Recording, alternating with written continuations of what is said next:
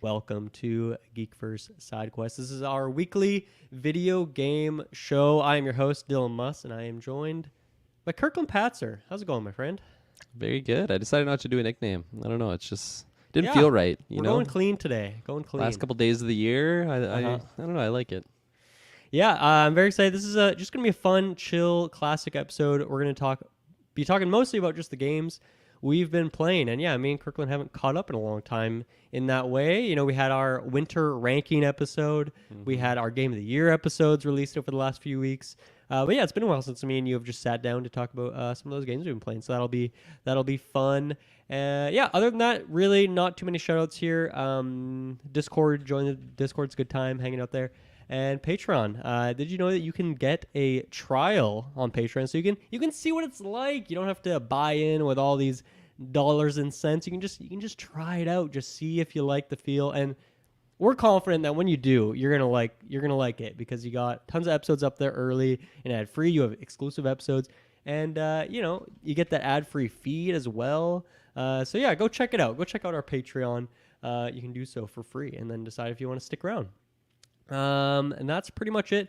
Here's what Sidequest is going to look like the next 2 weeks. Next week is going to be the video game preview. So we're just going through the year. What are the games coming out this year? And then the week after that, we will do the video game draft where we all pick 5 games and yeah, we're going to see who has the highest rated games by the end of the year. So should be a fun couple weeks of content here. But yeah, let's get into it. Before we talk about the games we've been playing, I wanted to ask you about this, Kirkland, because this news dropped, and we haven't had a chance to talk about it yet. But our beloved Arkane Studios, specifically Arkane Lyon, is making a Blade game. What do you think about that? That is so crazy to me. I wasn't with you guys there on the game of the year, video game awards. There you got it. Yeah. On that cast there. So I listened to your guys' episode later, and yeah, I read that, and I don't know. I was in disbelief at first, especially just because we're coming off our Arkane retro, so it's like perfect timing in that regard. It is. And I mean, not only is it a studio that we both love, but also just like an IP that we both love, like Blade. Still waiting for that movie whenever it will eventually come out on the MCU. We'll see. I'm not holding my breath there, but just I don't know, like the fact of pairing up. What Arkane can do and just their world design, their level design, how fun it is to play their games, and then pair that. It's funny, I'm like, and pair it up with a vampire setting, but then I'm kind of thinking about Redfall, so let's just not mention that for now. But no, but like sticking to like an actual story that is Blade, like that's just super, super exciting to me, and I can't wait to see what they do with that. And I don't remember all the details around it. Was it the third person? It is a third person game. So the first time that different. Arkane will ever have done that. There's not really too much other information. It seems like there's a chance that this game is actually like just starting development like now or soon, and therefore that there might actually be like a different Arkane Lyon game to come out before it. So I don't know if that is the case, it's like, well, why would they do that before they've even announced what their other game would be, like a Deathloop 2 or something? But, maybe it was just like because of the Marvel connection. Maybe Marvel wanted to do that, get ahead of any leaks or get the info out there early so that people can know what to expect, I guess. So I don't know how I feel about that part of it. We really don't know any info. But yeah, we know it's third person. Then we also, I believe, got confirmation just through like people looking through LinkedIn and stuff that this game is definitely being made in the Void engine. So that's a good sign. That's the same engine of Deathloop and Dishonored 2. So not the same engine as Redfall or anything like that, which, I wouldn't expect any different, but with them switching from first person to third person, like, I don't know, maybe there's a chance they would switch it up, but it seems like you can expect that same engine, which to me is like a really good sign in terms of the game feel, in terms of the blinks, and teleporting is always feeling great in those games. So yeah, the third person is definitely an intriguing part of the piece of the puzzle, but I'm very excited to see them just do something a bit different in that way, and I think it makes sense for a Marvel character where you want to see your character popping off, and Blade's such a cool character. So yeah, man, I can't wait. That is like top of my pile now for excitement for sure. 100%. And like I love the stories that they do make for their own games. Obviously, coming off the retro things like Dishonored, like that's just peak in my mind for gaming. But like I think it's a really cool idea of pairing it with like a known franchise like what Marvel has with Blade, because they can still tell their own story even though they have like a character that's already set. So yeah, I just can't wait to see Yeah. what they do with that and where in the world it's set. Did they mention Paris. anything like It's that? in- Oh, it's it in is Paris. Paris. Okay, that's really So cool. that'll be fun as well, because it's obviously not quite their backyard, but their same country at least. So I think that'll be Right. fun. It'll probably be very accurate and all that. But then also like just the structures of the buildings. We talked about this in Dishonored and Dishonored 2 retrospective, how it seems like they kind of take these European style buildings and towns and then put their Dishonored steampunk kind of twinge on it. And so I think that that's going to be very much the same thing here. I'm very, very excited to see maybe the weird hyper version of Paris that we get with vampires on the loose and all that stuff and superpowers and whatnot. I'm hoping to see like a lot of gothic type in inspirations of like just like the church, and I feel like it fits. Dude, those churches fits really well. There's going to be a big church level or two. Oh, yeah. In this game. That's going to be. I want the bells to toll. If the bells Yes. aren't tolling, then I'm going to be a little Venom, bit upset. wherever he is in the world, he's quivering in his boots over here, thinking about those bells going off. So that's very exciting. Speaking of Marvel, are you still snapping it up? Still ripping the snap? It's funny. I feel like I took like a little mini hiatus. I don't know if it was just from the like the last battle pass or whatever, or if I just kind of hit a wall on my current run or whatever that I was doing. But so I wasn't playing for that battle pass, and then I came back actually like a week and a half ago and just messing around with just my old decks and tweaking some things here and there. I feel like I haven't done any like mass deck reworks or anything like that. Have you got any new cards recently? Any new spicy cards?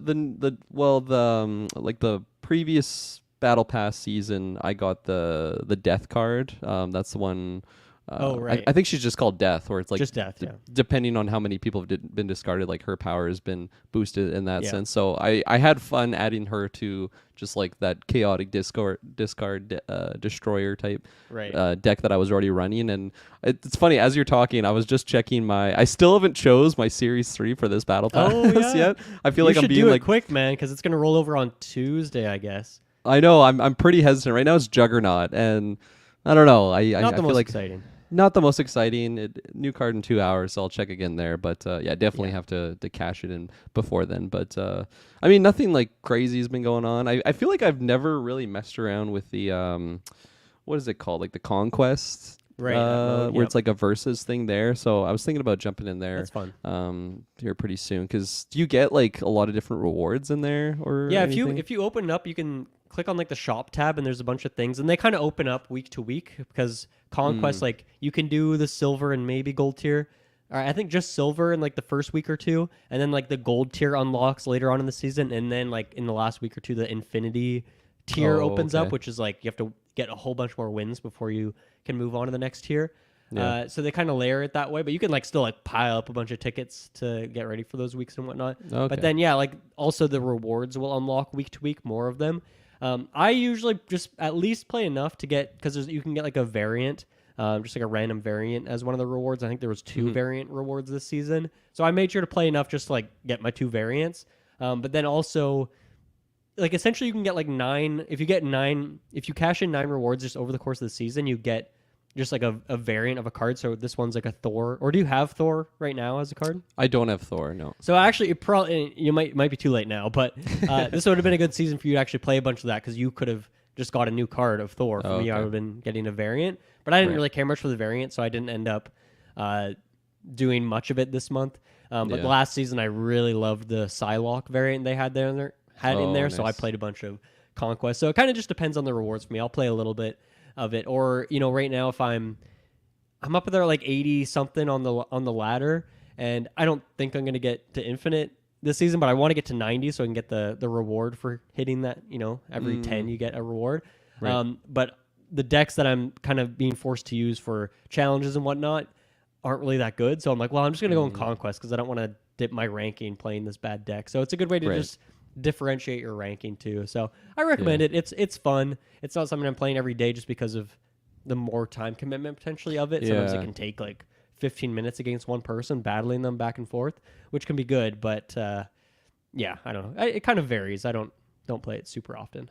Yeah, I'll definitely give it a try though. I mean, I don't Yeah. no promises I'll be able to get to that final reward, but Yeah. at least give it a go. Because I have played it in the past, but it was so long ago, and I feel like I just was probably getting bopped. And because you are locked facing one person for, like you said, around that 15-minute time, it's like, Yeah. I just want to do the quicker matches. Yeah, sometimes they do end up being quick, like especially in that first tier. People like if you get an 8 cube win on someone, most of the time they'll just retreat because it's not even worth them playing it out, and because you can only then like you're maxed out at winning 2 cubes and it would just take forever. So most people just quit it at that point. So Yeah. it kind of depends on the stakes of it all. Right. But yeah, no, I've had a lot of fun playing this season. I really liked Sebastian Shaw was like the battle pass card, and he's super fun. I really like his ability, and then Havoc was added, and he's like a very chaotic card that I've had a good time with. Blob was fun as well, although he's like super fucking overpowered. I do not know how they can justify that being a balanced card. He's so fucking broken. What is his ability? He like takes the power of everything or something? Yeah, he destroys your deck, and then like he gets his power is equivalent to how like the total power of all the cards he discarded. So people will just put in like, you know, Giganto and like Red Skull and all these cards that have a ton of power, and then they'll do it with like Thanos as well because he adds a bunch of Infinity Stones to your deck. So then your deck's like even bigger. So it's like at worst you're probably getting a blob of like 20 power, but most of the time it's like 40 or 50. Like, and that's insane. Like, and you can get that amount on, you know, some specific combinations of like Shuri into Red Skull and stuff, but all of those require some sort of setup. No setup required for blob. You just easy fucking 50 power. It's so broken. You know, of course you can hit him with Shang-Chi, or you could like play Cosmo and he's a non-reveal, so it wouldn't work. But he's just so fucking broken. He needs to be tuned down, in my opinion. Yeah. He's way too strong. Okay, I was gonna ask what But his he's fun. energy was. I mean, I got him and I was using him too. But after a while, I was like, I just feel sick to my stomach doing this to people. He's so strong. Yeah. What's his like energy cost? Is he a leader? He's a 6'4", so he starts out with 4 power, but then he obviously gets, you know, that number changes way higher. But he is a 6 cost, so that's fair and all. But it makes it. I feel like harder though to counter. Like if I had Shang-Chi in my deck, like that's the thing, right? You know. Yeah, almost if he came out sooner, which a lot of people will do, like wave to play him on like turn 4 or 5, I guess. Because then ideally you can play Blob and then play Taskmaster to like copy that damage, so you can get like the 50 power in 2 separate lanes. Right. You can't play him too soon though, because then you're not going to draw any more cards. So you got to make sure you have like enough other cards in your deck to win a second lane. But then people will have like Living Tribunal who like splits your power between your lanes. So then you have like this huge blob power, but then it splits all the lanes anyway. So he definitely, I'm curious how he's going to get nerfed, because if you just reduce the power he starts with, I don't think that'll really help. And then also that would make him like easier to play with like a Mr. Negative deck, and then he's just buffed in another way. So I don't know how they're going to balance him, but they need to do something. Like maybe just whatever power he gets, like divide it by 2. That would still be like pretty strong, but that's how strong he is right now. You could half his power and he'd still be really good. So I don't know. I've still been sounds enjoying like an this unhealthy month, card. yeah, it's that, and then like a ton of people are playing Annihilus right now, which is the card that like he's an on-reveal. All your cards that have negative or 0 damage like switch sides, so you can just like get a bunch of cards that have that negative effect and then just move them to your opponent's side. It's just annoying to play again. I'm sure he's not overpowered, but he's just annoying. So the last like month or week or 2 of this month has been kind of aggravating, but then like the first 3 weeks were really enjoyable. I really liked the new cards, but something about this last week is just, it's been savage hours out here. So just closing off the month before moving on. I think Scar is like the season pass card. So you think Taylor's going to hop in there because he's a big Scar fan? I don't know. Maybe we'll have to pitch it to him. Yeah, I feel like I always get like a little ego boost at the start of every season because like your rank gets like chopped right down. So then I start at like silver or something. And I'm going against just people with terrible decks. And I'm like, man, I'm just getting 8 cubes after 8 cubes. This is easy. Then I get a little bit back to where I was. It's like, oh yeah, okay, never mind. I don't have a god deck like I thought I did. Yeah, definitely.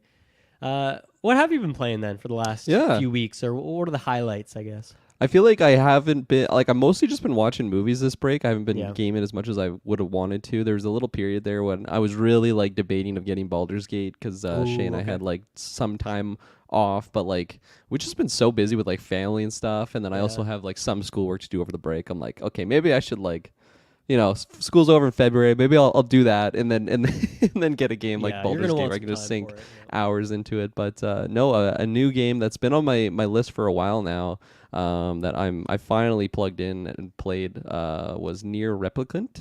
The Ooh, okay. like the prequel to Nier Automata, which I've never beaten Nier Automata. I feel like I've only gotten like a couple hours in because I borrowed it from a buddy back in the day. But then I saw that this was on the PlayStation Extras Pass or whatever, Okay.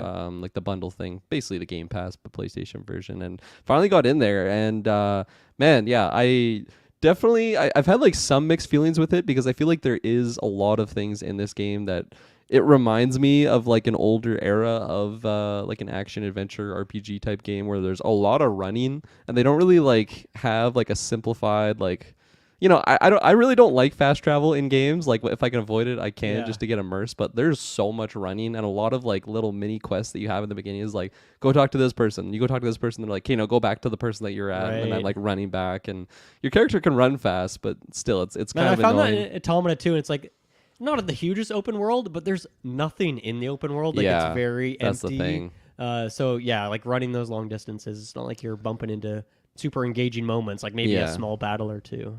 No, exactly. And like there is a lot of side quests where it is just like going to collect things and bring them back to people. And I've just kind of like told myself, I'm like, I'm just not going to do these, which is Yeah. weird for those games because I feel like I always try and get everything done, Right. especially because they kind of introduce you to these side quests and the new area that you go through. So to like explore it, you do these quests to kind of go out and do it. But they're just so annoying because I have to like go out, collect 10 things and then go back, and there's not like really obvious quest markers or anything. Like you have to keep checking your journal, and it's just like I just kind of I'm really not interested in being like an errand boy. Yeah. Because your whole character's like, I just want to help people and Yeah. help people as much as I can, but I really just like the idea of just what the story is, because yeah, the boss battles that they have and the story elements are just they're so amazing, and the soundtrack, I don't think it's as top tier as Nier Automata, but man, it definitely delivers in those boss battles. And so have you played Nier Replicant before? I haven't played Replicant. Okay. No. It's on the list, but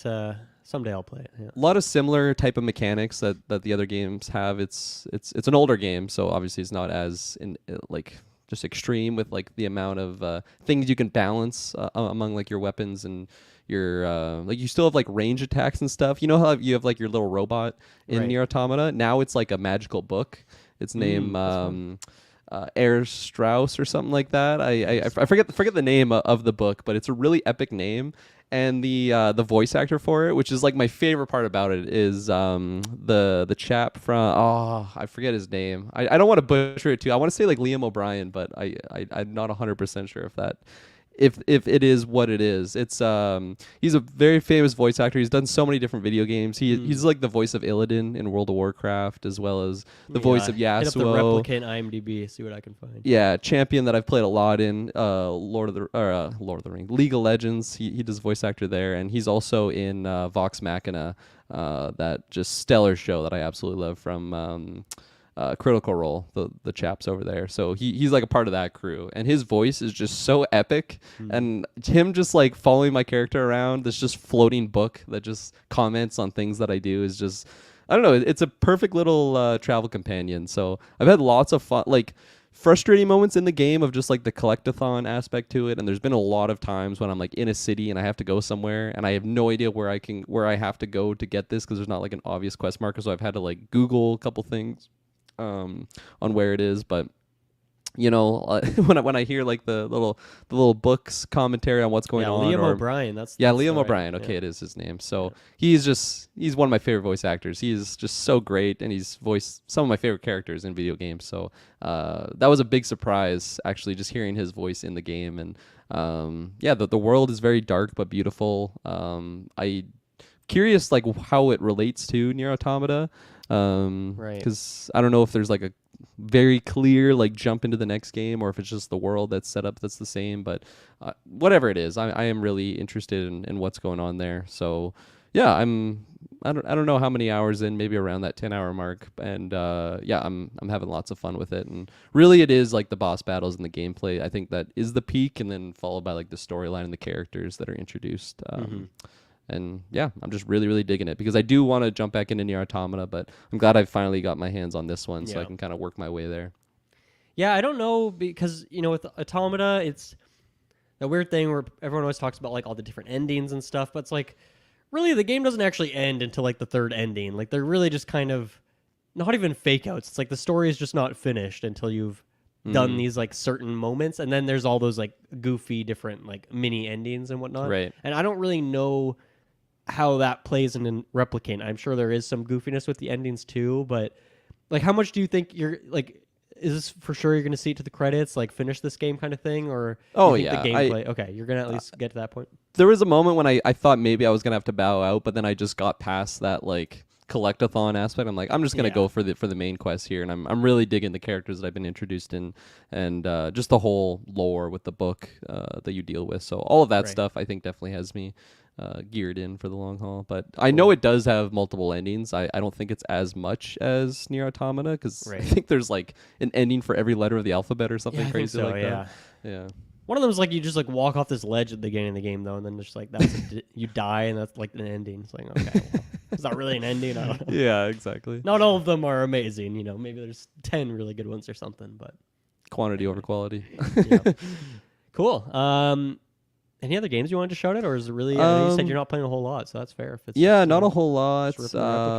I did a couple runs of Risk of Rain 2. That's always a game that I like to go back. It's just a nice comfort game, and it always makes me think of winter for some reason. There is like a set level that you go to that is wintry, but maybe I've just played it a lot around like the winter breaks and just go in there and do a couple runs. And that game, they just keep adding to it, and I absolutely love it. I don't think enough people have played it. And I actually just found out too, they have Risk of Rain Return of Something. It's basically just a remake of that first game, but like a proper remake where they've taken everything from the first game and then introduced like new things that they brought into the second game, which is a completely different engine. The first game is like a side scroller, and the second one is a 3D engine game. So they have like all these cool things that they've added in the second game with the new characters, and then added it back into the first game. And I just found out about it like yesterday, so I added it to my wish list. I might be picking that one up because I've definitely played the second one a lot more, but I did start with the first game, and I absolutely love it. It's just a great roguelike, jump in there.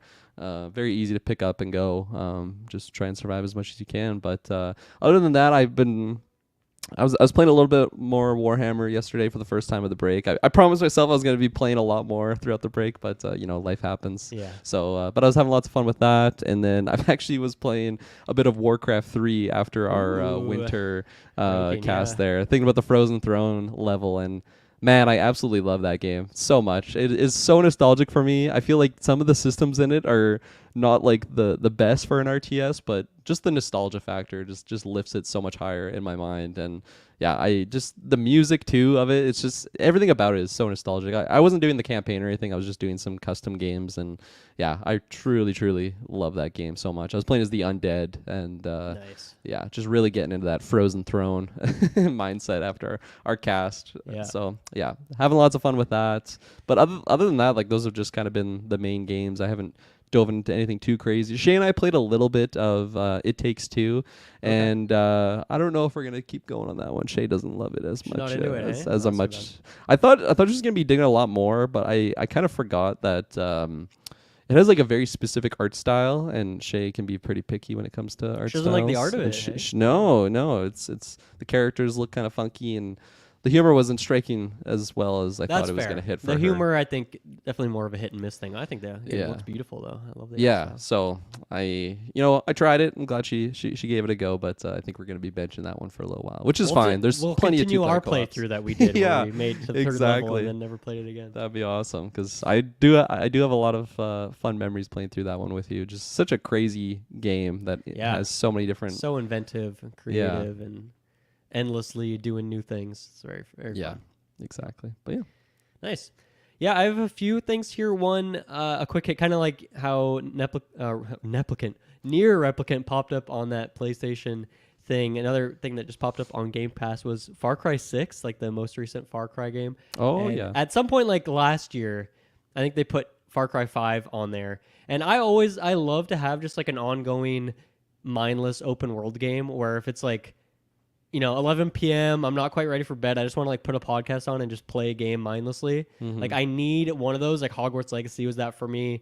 Even like Starfield, if I was like, okay, I don't want to do any story stuff right now. I'm just going to mess around. Like I'll put that on. And I always like to have one of those kind of on the hard drive installed, ready to go.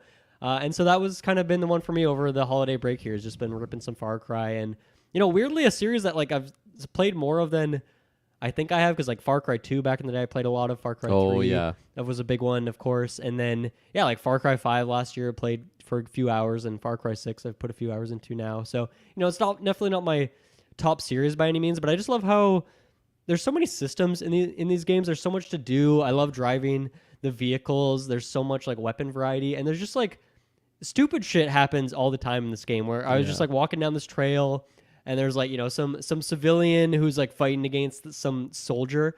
And so she just like mollies this soldier who's like on a horse, and this guy on his horse are just like on fire, like falling over, like tumble down this hill, and then like some fucking pigs run up from the wild, start attacking. You're like, I don't know. It's always just like weird, crazy stuff like that occurs in these games. So yeah, I don't think I have any like crazy take on it. It's just a fun, mindless kind of first-person shooter open world that I've been enjoying getting into. It's funny that you said like you've probably played a lot more than you kind of think about, and I'm definitely in that category. Like I've played majority of the Far Cry games. I've even played Far Cry Primal. That's like the caveman one. I am excited to get. I put it on my wish list recently because I do want to play. It's actually really fun. Like it is ridiculous. The Far Cries always have those like ridiculous factors to it, but I don't know what it is. But like the weapon feel, like you have like a bow and arrow and a spear and stuff, and you throw stones, but they're just so satisfying. Getting like headshots with like the slingshot thing. They just did a really good job at like the feel aspect to it, and I've played a lot of Far Cry. I've even played a little bit of Far Cry 6 because when I got my PlayStation Plus Game Pass, alternative thing, whatever it is. They had it on there. Interesting. Yeah, it's like a Ubisoft catalog, so they have all these Ubisoft games, and I just downloaded the latest Far Cry, and I don't know, I was pretty impressed actually with it. I didn't know that it was like visually, two different characters. The game is beautiful. Like the foliage, the trees blowing in the wind, it looks really, really good. And the 100%. Island setting, the bright blue water, it's really satisfying. And like something that I always give the Far Cry games credit for is their openings to their games are always like so well done. Like it's cinematic. It's usually pretty intense and just that really sets the is tone. Pretty cool, where you're like running through like kind of the burning city and whatnot. Yeah. So I always love at least their openings to their games. But I've had a lot of just fun. Tackling the like the outposts and just slow, like you can kind of do it how you want. I usually go the stealth route to it, but I think it was Far Cry 4. That was the one that was set in Nepal, and that was probably the one I want to play that most. one too because of the setting for sure. It is just, it's beautiful terrain, and that one I feel like there is kind of what you were saying, a lot of different small systems that are kind of like, I don't know, I don't want to say ahead of their time. They just feel like, man, you can do this as well. Like you can like disable the brakes on vehicles that are like parked on the hill, and then they just like roll down, and sometimes they can just completely smush people. So I love that's pretty driving cool. the cars in those games. Like especially the first person view. Like I'm sure you can do a third person view, but I always just do the first person. So you can't see very well at all, but it makes for some fun chaos. Oh, 100%. It's just like, it's so fast, and it's just, it's so chaotic. And the fact you can like jump from car to car, like there's just, you feel like you're in an action movie, I think, throughout those games, and they are just really fun to play. And good shout out there. I feel like you brought up a lot of memories that I didn't think I had. I know, and going way back, man, like Far Cry 2 was like a good time. I think I played it on like the Wii or something. Like it was very random, but I just played so much of that game. And then like Far Cry 3 was huge. I feel like everyone played that game. It was one of those. And then this series, I feel like not faded away into obscurity by any means, but I feel like Far Cry 3 was like the peak for some reason when everyone played it. And then after that was just a new one comes out every few years. People talk about it for a couple days, and then it kind of like fades again. But I don't know. It's just it knows what it's doing, and it's doing it 100%. pretty well, I would say. Like the story, I am holding B. I'm skipping every single cutscene. I do not care at all. But that's I know what I'm there for. I'm just there to do some combat and mess around. Far Cry 2, I think that was the first game I ever played that you could have a gun that like jams on you, and I just thought that was like the most realistic effect ever. Like it was just so crazy. If you had like a gun that you picked up off a soldier, like it's just lower quality, so it could jam up on you, and like it would suck if you're in the middle of a firefight. But I'm like, this is so cool. I can't believe the guns do this in this game. And even back to Far Cry 1, I remember playing that, and it had a mechanic that you could like pull a tree branch back and then like a guard could walk by it, and then like the tree branch will just like take them out. And I'm like, man, this is just future gaming right here. That's especially so like fun. Back then in Far Cry 1. I don't even know what era that was. Somewhere Seriously, around the early that's like 2000s. pretty crazy physics for early 2000s game. No, totally. So definitely really Far Cry has a special place in my heart, even though I might not see it as like a top tier game Right, because, as you right. mentioned, you just know what you're getting. The game engines are usually like the exact same over Yeah. the different games. They feel the same, but yeah. Nothing mind blowing. Let's take our first ad break. We'll be right back.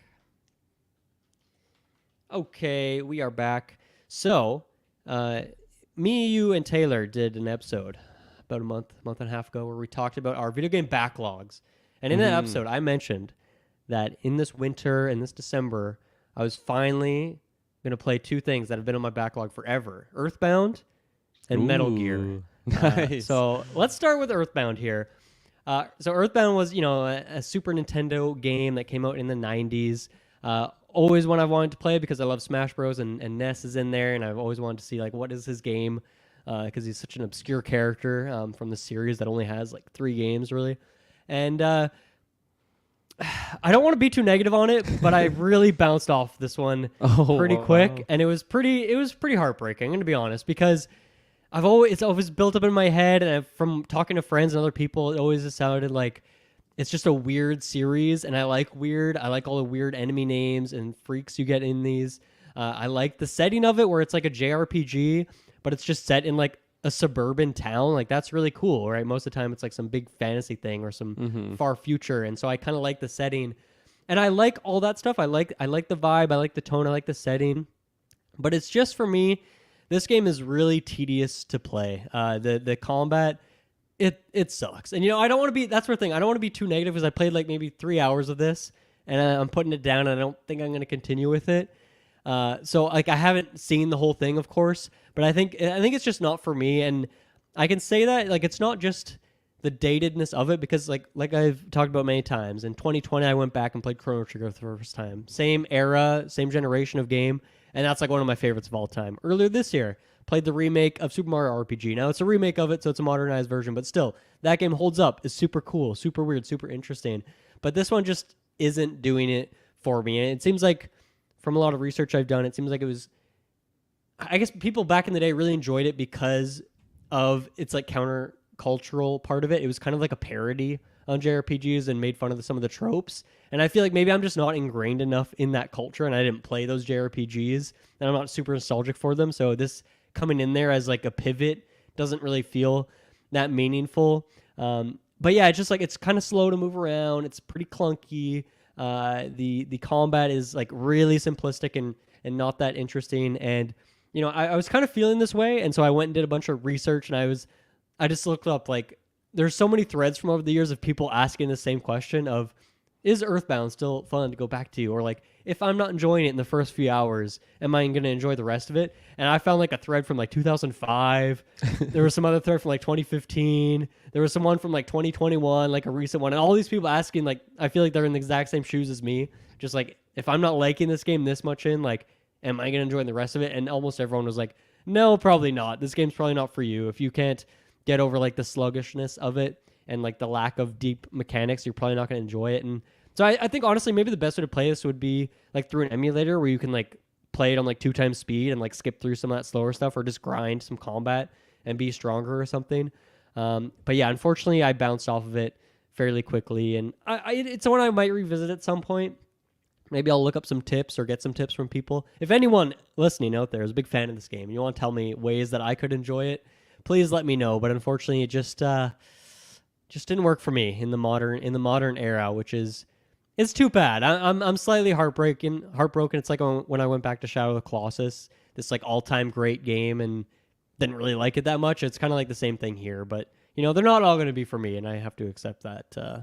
That's just going to happen sometimes. I think maybe what would be better for me would be to go to Mother 3, which was like the Game Boy Advance one, because I love GBA, and maybe it'll be like a little bit more modern. And so maybe that would be the one for me. So I'll have to find a translated version of that, which I know exists out there on the internet. And maybe that would be my chance to fall in love with Earthbound, but unfortunately I couldn't do it with the original game. So kind of a sad update there, but one I had to say nonetheless. I mean, it's always a risky run, right? When you've had a game on your backlog that you've maybe been looking forward to for a long time, at least getting your hands on finally, and then, yeah, as they say, never meet your heroes. I know, right? But then, like, you'll get your Chrono Triggers, you get your Super Mario Right, RPGs. yeah. Like, sometimes it will work out, and then other times It's just like, old game old, and that's the way it Yeah. should go. Moving on to Metal Gear. So yeah, I bought the Metal Gear Volume 1 collection, whatever the hell it's called, that came out this year, and or last year, I guess, 2023. And in that, it has the first 2 Metal Gear games, like not Metal Gear Solid, but just Metal Gear and Metal Gear 2. And then it has Metal Gear Solid 1, 2, and 3. So for the historical element of it, I went and checked out Metal Gear 1 and 2, which are like the NES era games. Very simple pixel art, top-down stealth games. I played both of them for like a half an hour each, and it's kind of like I just wanted to get a flavor of it. I didn't think I would play through most of them because, NES was my first console. I have nostalgia for it. But almost any time I go back to an NES game, I'm like, this sucks and is not fun and makes no sense. And without like the manual, like even playing the game is confusing. Yeah. So yeah, I checked them out just to say I did. They were interesting, but nothing too crazy there. But then yeah, I've jumped in and I've been playing Metal Gear Solid 1. I think I'm pretty close to the end of the game. I probably have like maybe an hour left if I had to guess. So plugging through it, I don't think it's too long, unless there's like some big plot twist maybe. But it seems like in terms of they set up like here are the people you're gonna take down in this game, and I've taken out like almost all those people at this point. But man, what an interesting time it is to go back to Metal Gear Solid 1. This highly revered series from Kojima. I love Death Stranding, so I'm so curious for this stuff. Remind me, your Metal Gear. Have you played?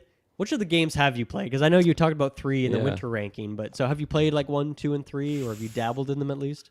I thought it was maybe it was 4. Yeah, 4 was was the one that I played the Crying most. Wolf played us, And then I played because the latest one, it had like a mini release or something, which was like a demo or something for like the actual game. I forget what it was called, but I played that one. Was that for like 5, like before 5? Yeah, it was like a playable demo, sort of 4-5. So I played that one, thinking that it was an actual full game. Yeah, so that was a bit of a surprise, but no, really just like 4 has been my experience. Okay. And then Metal Gear Rising, I think is what it's called. That's like the Raiden hack and slash title.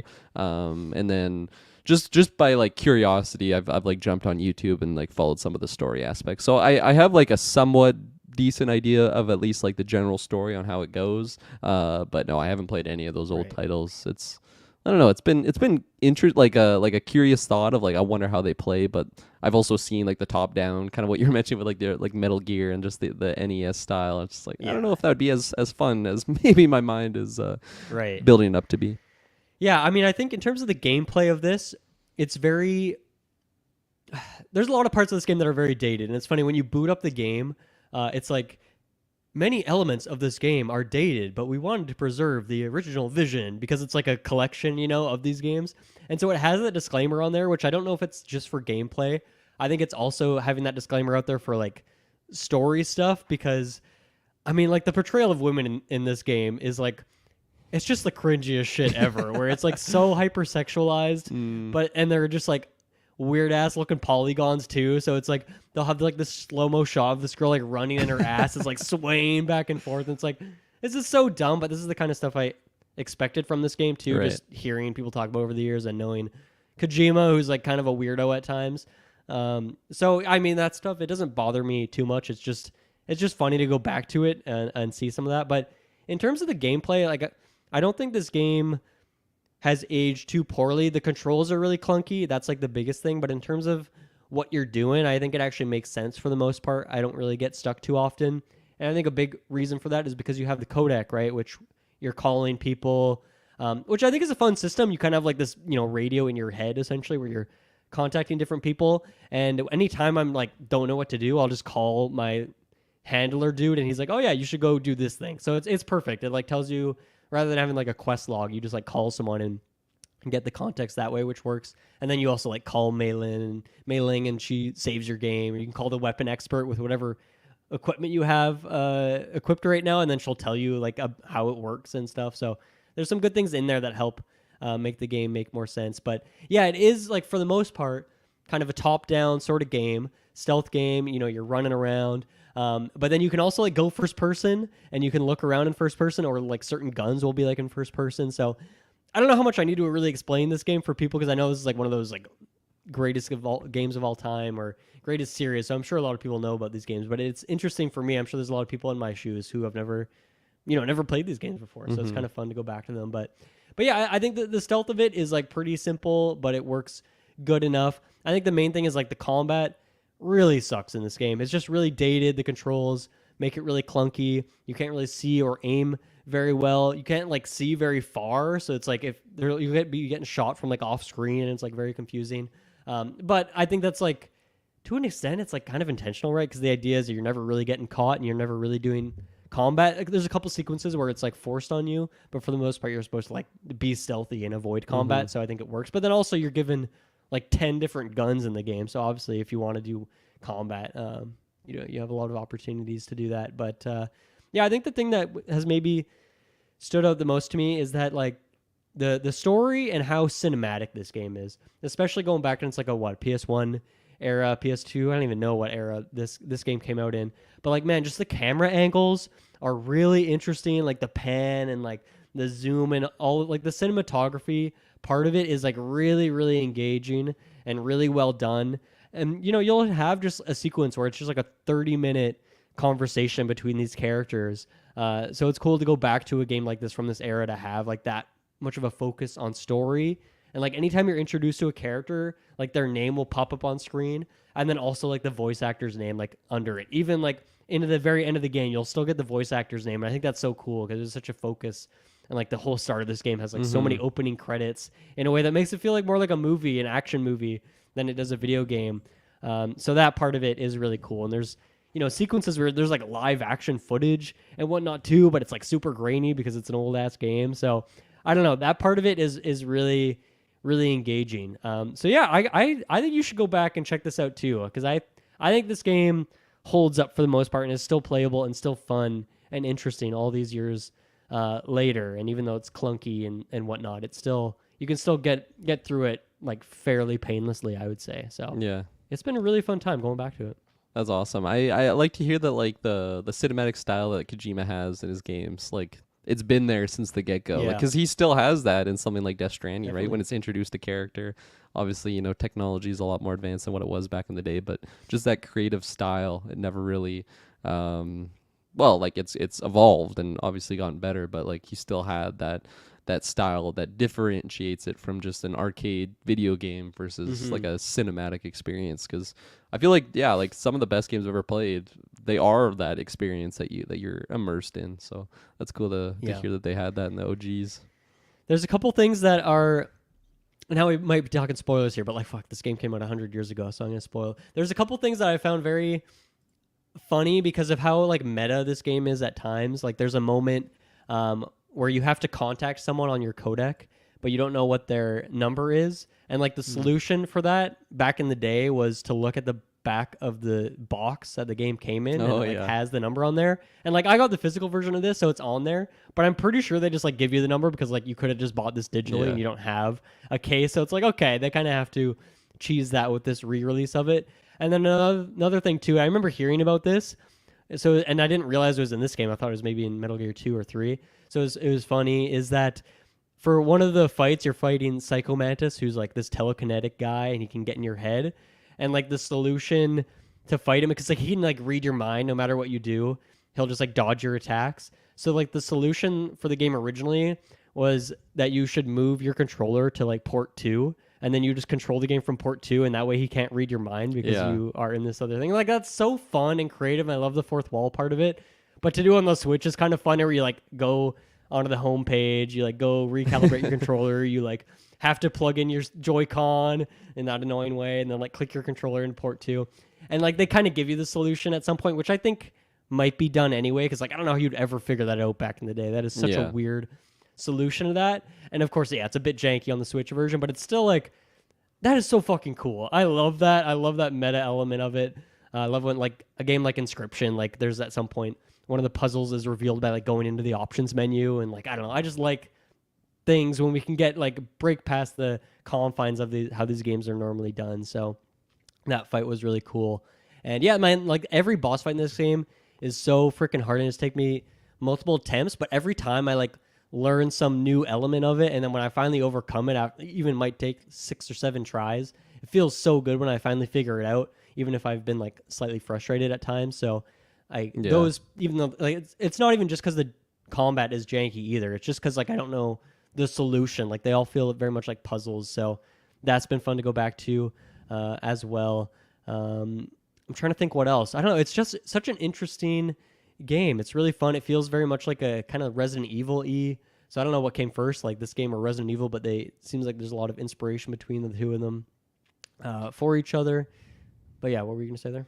I was just gonna say, like, that's something even I remember coming across on Metal Gear Solid 4 was like those boss battles were so challenging to the fact that like I would have to come back to them after days. Yeah. And I remember one of them like, I put the controller down like, fuck this, I'm coming back tomorrow. Then I did it first try, which always I remember because I had borrowed the game from my buddy Quinn way back in the day, and like going to school the next day, I'm like, dude, like I can't get by this guy. He's like, oh, have you tried like your shock knife? Like you gotta shock him so he doesn't regenerate. I'm like, oh my god, I didn't think about that. And then like getting so excited to go home and like try the battle with my newfound just I don't know idea of guess on how to tackle it. So that's something that I mean sounds like they've had that since the heyday, and I've always known about those like super creative ways that you would have to circumvent like. I know. I think there's one with like a battles. memory card in one of the other games, so I'm curious how that'll work on the Switch because I feel like they'll just have to. Yeah. I don't know. They'll have to come up with some solution because there's no way that's going to work properly. Yeah. No. 100%. But I mean, hey, it's creative, right? Super. I mean, even today, there's not games that really do that. I mean, you mentioned Inscription, so I guess that's Tunic one. had like some really interesting kind of meta solutions to things too. Okay. So there's some indie games that are doing it, but you don't see that from like the AAA guys. They keep that stuff pretty straightforward for the most part. So yeah, it's been really fun going back to Metal Gear Solid 1. I'm very excited to keep going on this journey. That collection has Metal Gear Solid 2 and 3 in there as well. And then I don't know, like what era was 4? What console PS3 generation? is what I played. Oh, okay. So I wonder how easy that game is to find then, because I know they're doing a part 2 to this collection, which maybe that just has 4 and 5 or something like that, and coming to the Switch, obviously, because obviously anything on PSD generation is kind of hard to emulate and whatnot. So it's not so easy to find that on PlayStation Store. So.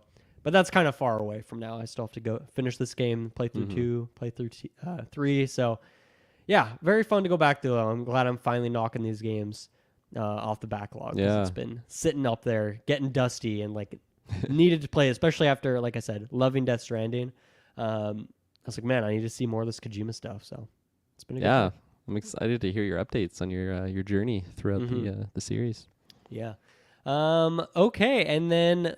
my last game, I don't know how much we'll talk about this today, but after I recorded my Game of the Year episode, put it up on the feeds, they pretty much released Baldur's Gate 3 right then and there on the Xbox. So I finally bought it, and I've been playing it, and I've played a good amount of it now. I've played like about 20 hours on like a single-player save, and then about 5 hours on a co-op save with a friend of mine, playing some online there.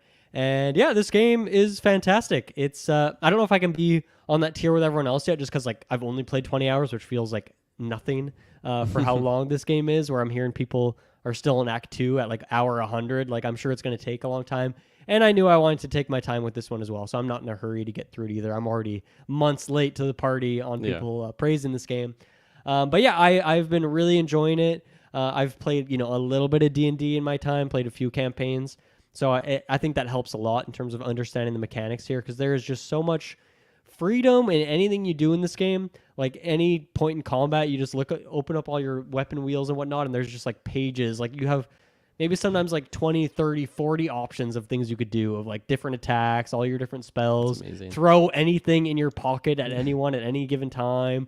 All of these things, there's so many options, and it can definitely be overwhelming, but as I'm playing more and learning more of these mechanics and having a little bit of a D&D background, it's working for me. So yeah, it's just super, super fun. I really like the combat. I'm obviously a big turn-based strategy game sort of guy, and so even though this isn't on a grid in the way that Fire Emblem is, it still makes a lot of sense for me. And yeah, so I'm really, really enjoying the combat. Sometimes you're getting like these freaking huge battles of like 30 plus people, and they're all taking their turns, and it gets so chaotic, but it's so satisfying when a battle like that comes to a conclusion. But then, yeah, also the story side of it and how much freedom there is. Even I've seen a lot of that just with having like that co-op save with a friend, playing single player, and just taking so many different routes through these solutions. It's one of those things where like I don't know how replayable this game will be for me, because like it's not as open as a Elder Scrolls game in that like when you boot up a new save, you can just go absolutely anywhere, do whatever you want. Like in this, like you kind of have to go do a lot of the same quests, and obviously you would do different things, maybe come up with different solutions or side with different people and whatnot. But I feel like you kind of have to do a lot of the same things over and over again. So I don't know how replayable it'll be for me. But even then, like I don't know, if I get 1 hour 50 long playthrough of this, like I'm not gonna complain. Like that's a lot of good time right there. I think maybe that enjoyment would then come from like playing with friends and doing co-op campaigns and whatnot. But yeah, I've already seen like a lot of the butterfly effect of all the different ways that these story solutions, or I don't know, just any encounter can go like so many different ways of people teaming up or just killing them on the spot, or they'll go team up with this guy and come back 5 hours later. That kind of thing is really, really cool. So yeah, I know you're going to love this game when you finally get to it, Kirkland. I just know it's a big time commitment, and I know sometimes for games that can be a struggle for you to get through a longer game. 100%. So that would be the only caveat maybe, but otherwise I think you're going to love this game when you finally play it. No, that's amazing. Everything I hear about it, it's just like this is the ultimate game, the ultimate D&D experience through a video game that I've heard, and I've only heard positive things. I'm curious though, because I haven't like looked into anything about it. Obviously I want to save as much as I can before I jump into it, but like how does the co-op versus single player element play into it? Like is it literally just going through the exact same story, but you have a buddy with you, or is the story like written in a certain way to make sense to have multiple people in it, or is it just the party that you have? Or Yeah, so I mean obviously if you're going in with a friend, you'd like each create your character. So I'm curious how something like a 4-player campaign would work, because like the way it works is you have your party of 4 at any given time. So even if I'm playing single player, I'm controlling my character that I created, and then like 3 people of the greater party that are just chilling at your camp, and you can like swap them in and out anytime. Go back to your camp. Oh, I'm gonna bring Karlak on this mission, or I'm gonna bring Gale here because I'm gonna go do his quest, whatever it is. And so the co-op campaign I'm playing with my friend, it's just the 2 of us, and then we bring in like 2 people from that party, and so those are like filling out our party of 4. Right. So obviously, if you had a party of 4 friends and you're all using your player-created character, I guess you wouldn't get any of those like side characters really. Like they might be back at camp, but they wouldn't actually really engage with the game at all, which is weird because like any scenario, like any conversation you go into, whoever like you're controlling in that moment, like if I'm controlling my protagonist, they're going to interact with the whoever. But then I could play it like as one of the companions. I could just play as Karlak, and she'll have all these dialogue options for that scene. And even if she's not the one that I engage with, if she's in the party, she might still like butt in on this part of the conversation if she has something to say. So I don't know. And like only the characters that are in your active party do that. So yeah, I feel like I guess it's one of those things where, man, if you did a 4-player campaign with friends, you'd still want to play this game single player to actually engage with all these other characters that are introduced there, because they're all so fun and the voice acting is so good. And obviously that one guy won the Game Award over there for playing Astarion, and he's such a fun character. And I haven't even interacted with him a whole lot because I've had other people in my party just because he's more of a thief type character, and I didn't need one of those necessarily. So yeah, it's tricky, man. You get me so excited. Yeah, there's a lot to it. So yeah, I feel like it's just one of those games, man. There's so many facets to it that I even if you did 100 playthroughs, you might still encounter new things. So I guess no matter what, you're going to miss out on something. But then ideally, like the stuff that you're opting into is going to be so good that you're going to have a great playthrough no matter what.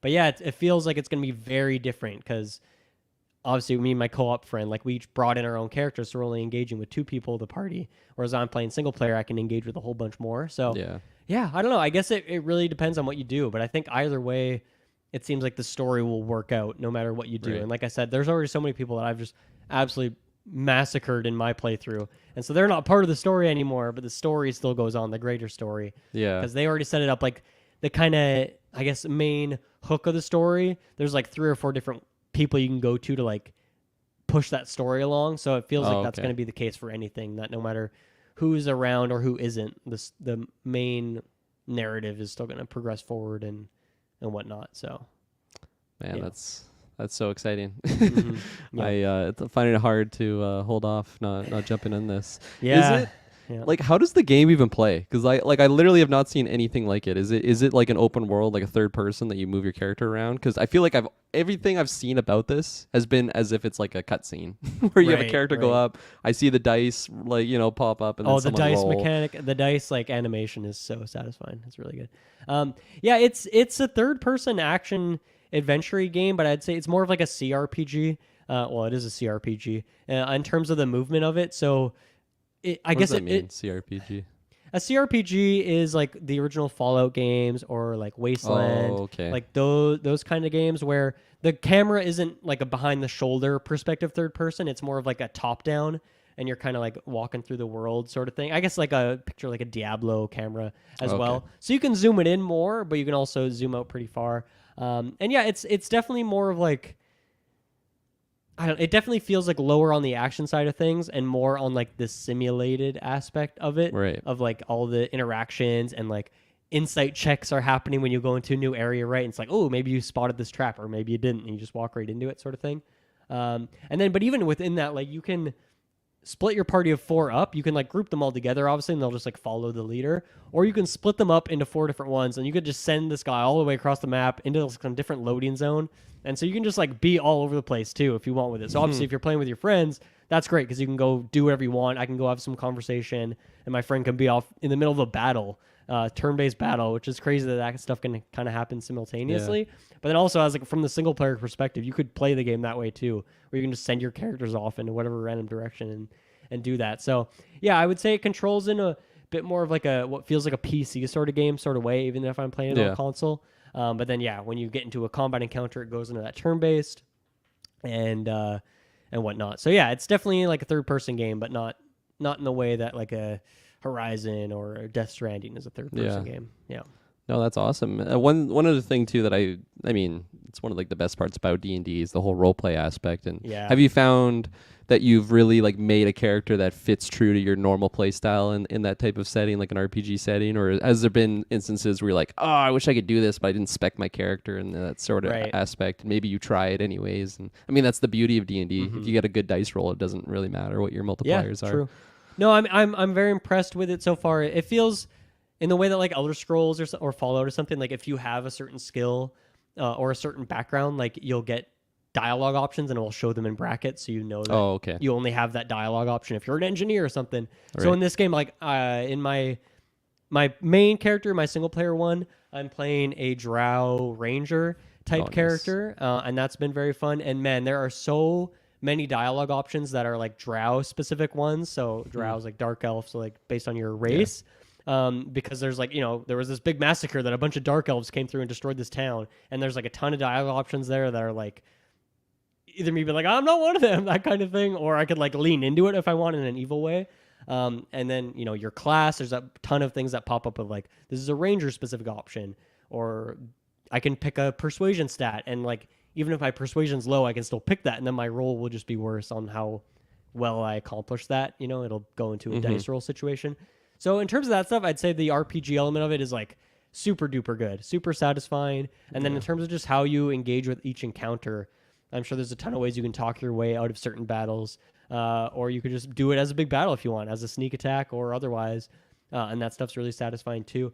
I guess maybe one con here for me is that like your character technically has a voice and they'll make like, ooh, like grunting noises. And there's like very limited points where they actually will like speak in a situation, but for the most part it is like a text-based thing. Okay. And so I don't know, it's like obviously I critique a game like Fallout 4 when it has voice dialogue because it feels so limited, but a game like this I trust that they have so many options that it would be like, man, I can't imagine how much voice acting work would have to go into it. But it also does feel like my character feels a little less part of the world than the rest of the party, whereas that's like fair. I said, if I go into a conversation with Karlak, all of her stuff is like fully voice acted, but then I guess there's some stuff that aren't for those situations. I don't know. It's kind of weird in that way. Like you'll have a situation where your character talks, but then they don't, and it's like, okay, kind of takes you out of it a little bit. That's like a minor gripe, if anything. But fair. I think for the most part, it's like the amount of options that open up just based on your race or your class or your backstory or all this stuff is something that I find like really satisfying and really fun. And yeah, you just have like each dialogue option, man. You just have so many things to pick from, which is amazing. super duper satisfying. But I definitely spent a long time in the character creator, making my character. I really love all the ways you can like design their hair and all the scars and all that stuff. And then just like, yeah, spending so long looking at all the classes. If you pick a warlock or something, like picking your spells, oh my god, on a level up can take fucking 3 years of like picking which of these 50 spells you're gonna prepare or whatever it's called. Is that something that's kind of hard to like digest? Because like the first time I ever played absolutely D&D, for any of the magic, felt, dude, the magic system so fucking confusing. It's as confusing as it is in D&D. Yeah. So I'm learning more and more, and it's the visual part of it helps, especially when the game establishes the rules, so I don't have to know the rules as the player. But yeah, like especially on a level up when you get all these things, it's like, I don't know what to pick, and then it's like, I have to make sure I'm not getting too many level 2 spells. I want like level 1 spell slot things because I only have a certain amount, but then like you get some stuff back from a short rest, other things from a long rest. It's super duper confusing.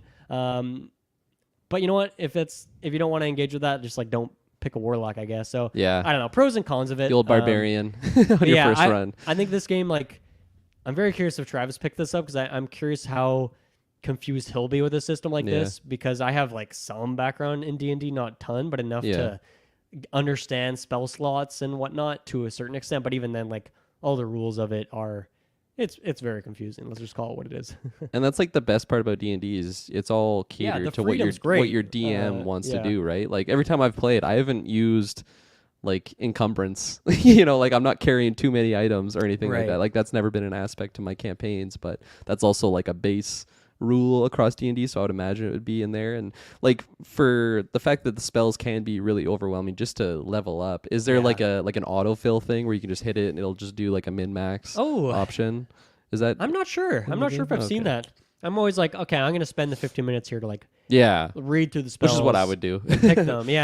So I'm sure there's something you could do with that. I'm not sure because like even, you know, I'm like obviously leveling up my character that I create, but then you also level up everyone in your party. So that's where leveling up can take a while. If most of the time the level ups work out that there's enough XP being given to everyone that you're leveling up all at the same time or like pretty close. Right. And yeah, so obviously if you're leveling up 4 separate classes at the same time, and if there's like multiple wizards or something in there, like it can take can take a while. Yeah, it's intimidating. But I love it, man. Anytime I get a level up, it's super satisfying because it doesn't happen that much. Like I said, 20 hours in, I'm level 5.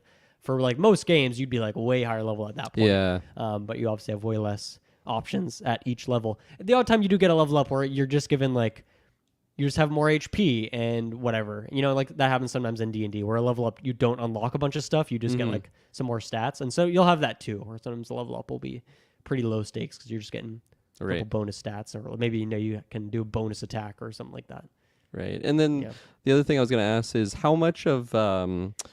because like in D&D, they also have like something like Xanathar's like bonus things where it implements like new races and whatnot. Like how many races can you pick from? Like do they have like the Tabaxi, which are like the cat people? Yeah, no Tabaxis. No Tabaxis. From what I've played in D&D, it's all the standard. It's all the standard ones, and then I forget if Dragonborn is one or if they've just replaced it or if it's the same thing as Githyanki. Do you know what a Githyanki is if I say that? Yeah, they're kind of like an orc or a dragonborn-ish, and so I forget if there's a dragonborn as like a separate one. But that's the one that was like the new one to me that I'm like, I don't recognize the Githyanki. I feel like that's a bonus one. Yeah. Okay, yeah. So you can like make a Githyanki, or you'll get one in your party who joins up like pretty quick, and she's a big character in there. And then they're like a big part of the world too. Is that cool. Race of characters? But then then it's all like the standard, like the different versions of elves and subclasses in there as well. Of course, you have dwarves, you have halflings, gnomes, tiefling is in there. So you kind of have all the classic ones, and then that was Githyanki's like the one oddball one for me. And then all the classes were ones that I recognized. So nothing too crazy or new there. So I'm sure they're adding. I mean, I'm sure there's a ton of original content for this game, all these characters and whatnot. But even something like Baldur's Gate is like an established place in like the lore of D&D. I haven't been to Baldur's Gate yet, and obviously it's like we joked about this referenced in the D&D movie that came out last year and whatnot. So I don't know.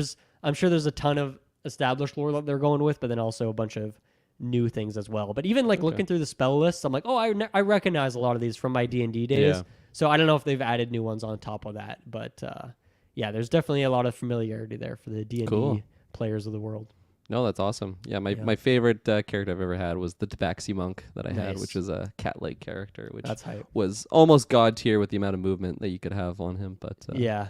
yeah. No, I'd love to see what kind of things they add down the road or something, because one of my favorites Yeah. was like a frog character that I made, which is obviously not one of like the default races, but I was like, Briggs, you have to let me do this frog Yeah. character. so we figured out some rules and whatnot that would make sense for that campaign. But yeah, I'd love to get freaky with some weird stuff. Or like, Yeah. Tabaxis would be pretty fun, because I've always loved the Khajiit as well, of course, in Oh in yeah. the Elder Scrolls world and the 100%. what are the name of the lizard people? Why can't I remember them? What they're called right now? The Argonians. Yeah. The Argonians. There you go. Yeah.